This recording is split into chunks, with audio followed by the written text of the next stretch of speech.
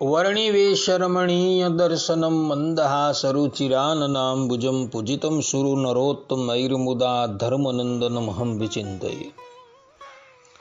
असतो मा षड्गमय तमसो मा ज्योतिर्गमय मृत्युर्मा अमृतं गमयः। ओम शांति शांति शांति। अस्मद्गुरु समारंभां नाथयामुन मध्यमां लक्ष्मी वल्लभ पर्यंतां वंदे गुरु परंपरा। આજની જ્ઞાન સભાની અંદર પધારનારા બધા જ ભગવત ભક્તોને વેદાંતાચાર્ય પુરાણ ઇતિહાસાચાર્ય એમએ ફિલોસોફી શાસ્ત્રી રાકેશભાઈના હિતપૂર્વક જય સ્વામિનારાયણ। ભક્તો, આજની આ જ્ઞાન સભાની અંદર આપણે બધા ભગવાનની પુરુષાકારતા તથા સર્વાંગી પૂર્ણતા આ વિષયની ઉપર થોડી વાત શ્રવણ કરશું। તો બધા જ શ્રોતાગણો પોતાના હિતને અર્થે આ પ્રવચન એકાગ્ર મને કરીને શ્રવણ કરે અને એને આત્મસાત કરી લે। અગાડી જે આપણે પરબ્રહ્મ પરમાત્મા સાકાર છે એ વાત કરી આવ્યા, એ પરબ્રહ્મ પરમાત્મા જે છે એ પુરુષ આકારે છે।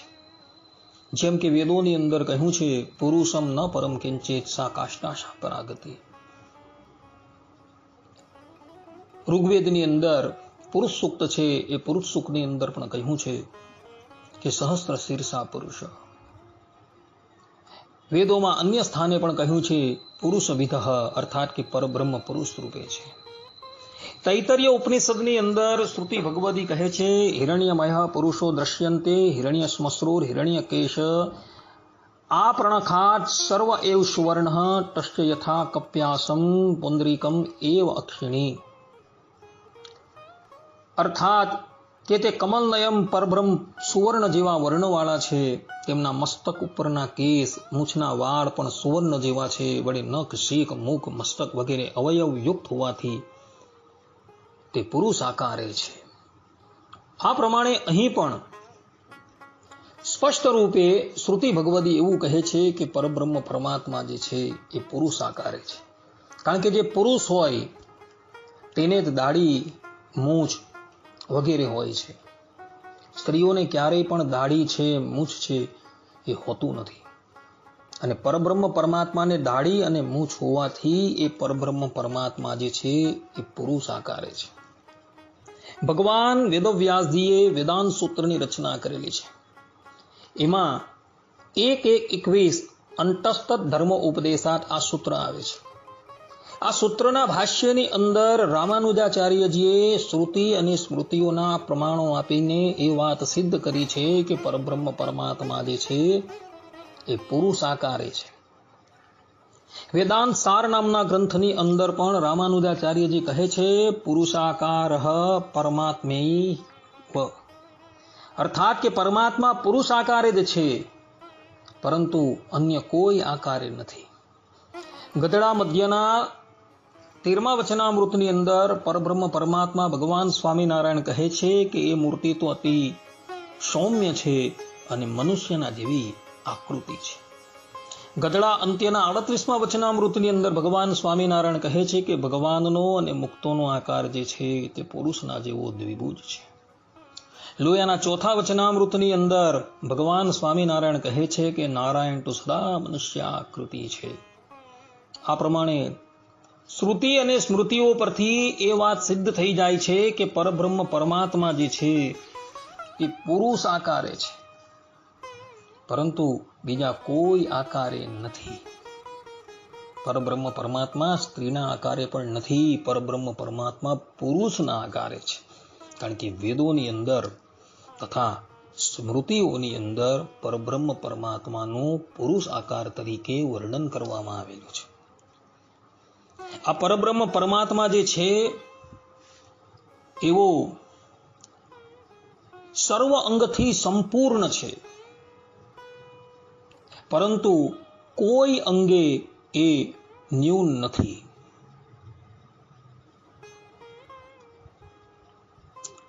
ધરાતલની ઉપર અર્થાત કે મનુષ્ય લોકની અંદર કેટલાક લોકો જે છે એ કોઈક અંગે વિકળ જોવામાં આવે છે, પરંતુ પરબ્રહ્મ પરમાત્મા જે છે એ કોઈ અંગે વિકળ નથી, પરંતુ સર્વ અંગે સંપૂર્ણ છે. કોઈક અંગે કોઈ વિકળ હોય તો એની અંદર એના કર્મ જે છે એ જવાબદાર હોય છે. જ્યારે પરબ્રહ્મ પરમાત્મા જે છે એ કોઈ કર્મને વશ છે જ નહીં. એટલે પરબ્રહ્મ પરમાત્મા જે છે એ સંપૂર્ણ અંગે પૂર્ણ છે. આ વાત જે છે એ શ્રુતિઓમાં કહેલી છે. જેમ કે શ્રુતિ કહે છે, બુદ્ધિ મનોંગ પ્રત્યંગ વક્તામ ભગવતી લક્ષયામહે શાસ્ત્ર શબ્દેભ્ય. અર્થાત કે શાસ્ત્ર વચનાનુસાર મન બુદ્ધિ અન્ય સર્વે અવયવ યુક્ત પરમાત્મા છે એમ જણાવ્યું. ઇન્દ્રિયાકારંગ પ્રત્યંગ વ્યંજનવતી. અર્થાત કે પરમાત્માનું શરીર ઇન્દ્રિય અને અન્ય અવયવ સંયુક્ત છે.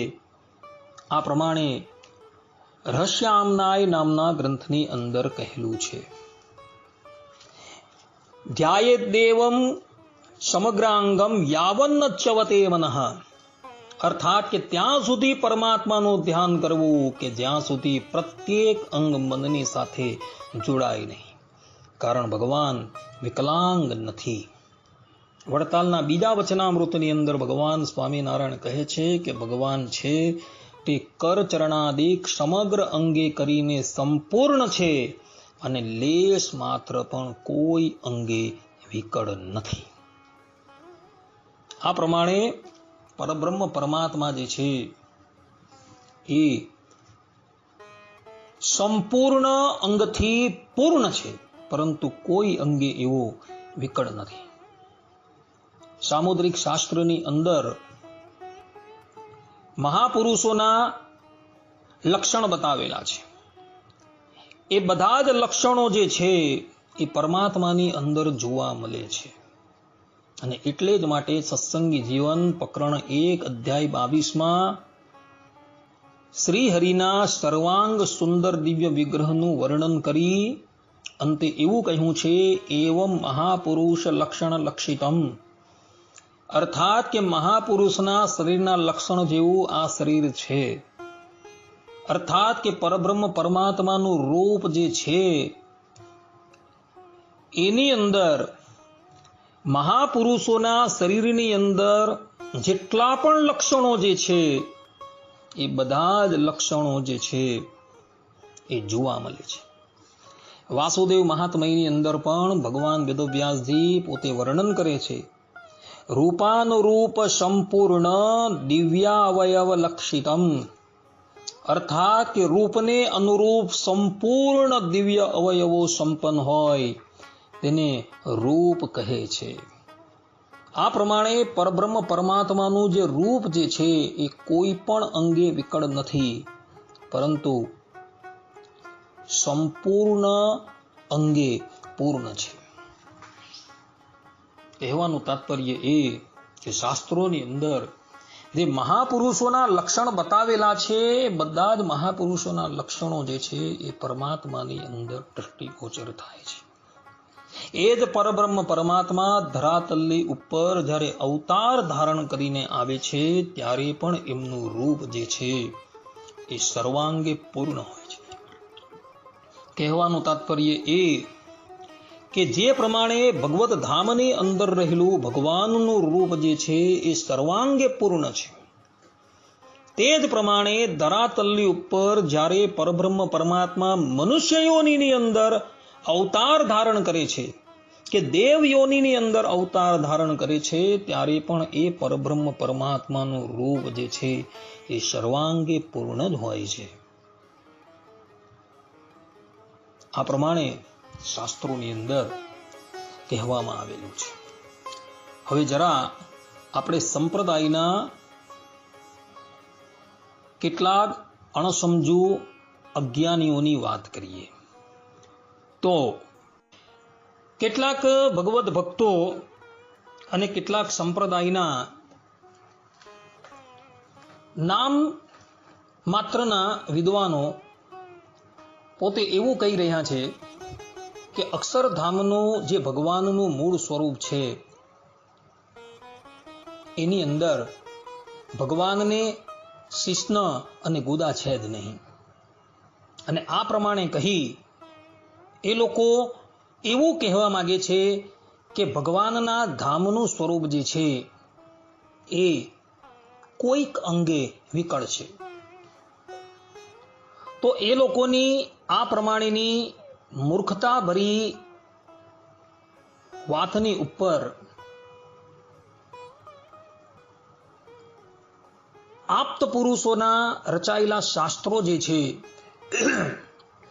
એ પ્રશ્નાર્થ ઉઠાવે છે.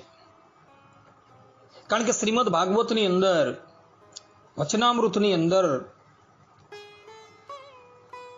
ભગવાન શ્રી હરિએ પોતાના સ્વમુખે કહ્યું છે કે અક્ષરધામની અંદર જે ભગવાનનું સ્વરૂપ રહેલું છે એ સર્વાંગે પૂર્ણ છે, પરંતુ એની અંદર કોઈ પણ જાતની ન્યૂનતા નથી.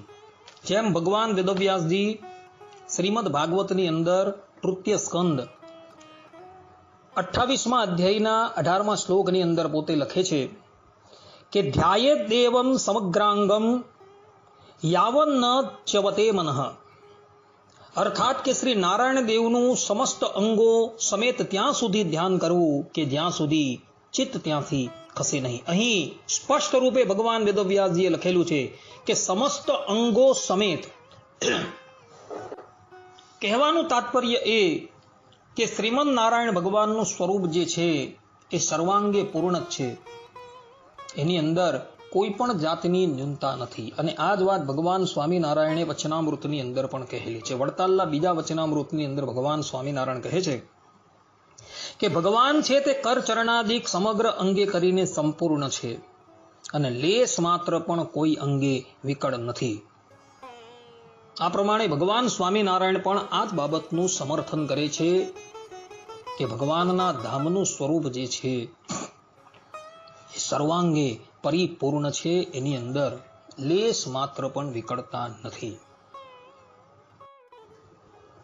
હવે ગોલોક મધ્યે આવેલા અક્ષરધામની અંદર રહેલા પરબ્રહ્મ પરમાત્માની અંદર જો ગુપ્ત અવયવોનો સ્વીકાર કરવામાં ન આવે તો ભગવાન વેદવ્યાસજીની વાણી અને ભગવાન સ્વામિનારાયણની આ વાણી જે છે તેના પર પરસ્પર વિરોધ આવીને ઊભો થઈ જાય.